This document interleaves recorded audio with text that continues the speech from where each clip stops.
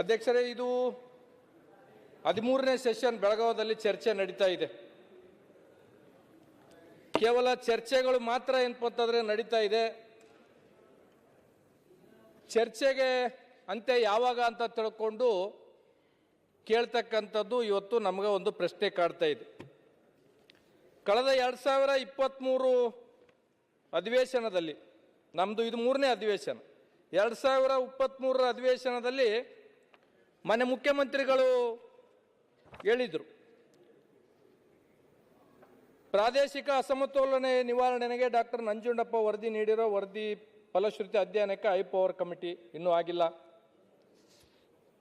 ಬೆಳಗಾವಿ ಸಮೀಪ 2000 ಎಕರೆ ಪ್ರದೇಶದಲ್ಲಿ ಹೊಸ ಕೈಗಾರಿಕೆ ಪ್ರದೇಶ ನಿರ್ಮಾಣ ಮಾಡಲು 500 ಎಕರೆ ಪ್ರದೇಶದಲ್ಲಿ ಕ್ಲಸ್ಟರ್ ಸ್ಥಾಪನೆ, ಅದು ಎಲ್ಲಿಗೆ ಬಂತು ಗೊತ್ತಿಲ್ಲ.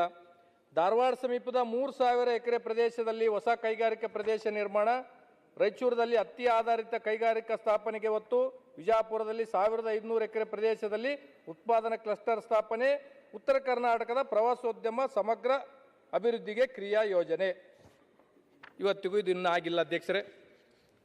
24ರಲ್ಲಿ ಅಧ್ಯಕ್ಷರೇ ಮಾನ್ಯ ಮುಖ್ಯಮಂತ್ರಿಗಳು ಘೋಷಣೆ ಮಾಡಿದರು, ಮೂಲಸೌಕರ್ಯಕ್ಕೆ 4000 ಕೋಟಿ, ಅಧಿವೇಶನದಲ್ಲಿ ಸಿದ್ದರಾಮಯ್ಯವರ ಪ್ರಕಟ, ಉತ್ತರಕ್ಕೆ ಪಂಚ ಸಂಕಲ್ಪ, ಗ್ರಾಮೀಣ ರಸ್ತೆ ಅಭಿವೃದ್ಧಿಗೆ 2000 ಕೋಟಿ ನೀಡುವುದಾಗಿ ಘೋಷಿಸಿದರು. ಈ ಘೋಷಣೆ ನಡುವೆ ಸರ್ಕಾರದಲ್ಲಿ ನಮಗೆ 10 ಕೋಟಿನ ಅಂತಂದ್ರೆ ಮಾನ್ಯ ಮುಖ್ಯಮಂತ್ರಿಗಳು ಕೊಟ್ಟಿದ್ರು. ಇವತ್ತಿಗೆ 10 ಕೋಟಿ ರೂಪಾಯಿ, ಇವತ್ತಿಗೆ ಯಾವುದೋ ನಮ್ಗೆ ಇನ್ನೂ ದುಡ್ಡು ಬಂದಿಲ್ಲ, ಅನುದಾನ ಬಂದಿಲ್ಲ ಅಧ್ಯಕ್ಷರೇ. ಇದು ಘೋಷಣೆ ಮಾಡಿರ್ತಕ್ಕಂಥದ್ದು. ನಂಜುಂಡಪ್ಪ ವರದಿನ ಹೋಗಿ ಗೋವಿಂದರಾವ್ ವರದಿ ಅಂತ ತಿಳ್ಕೊಂಡು ಮಾಡಿದ್ರು. ಕಳಿಸಲ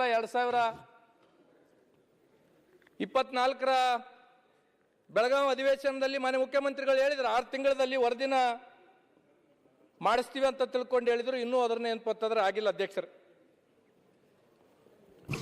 ನಮ್ಗಿರ್ತಕ್ಕಂಥ ಸಮಸ್ಯೆಗಳದ್ದು ಪಟ್ಟಿ ಭಾಳ ಆಗಿದೆ ಅಧ್ಯಕ್ಷರೇ.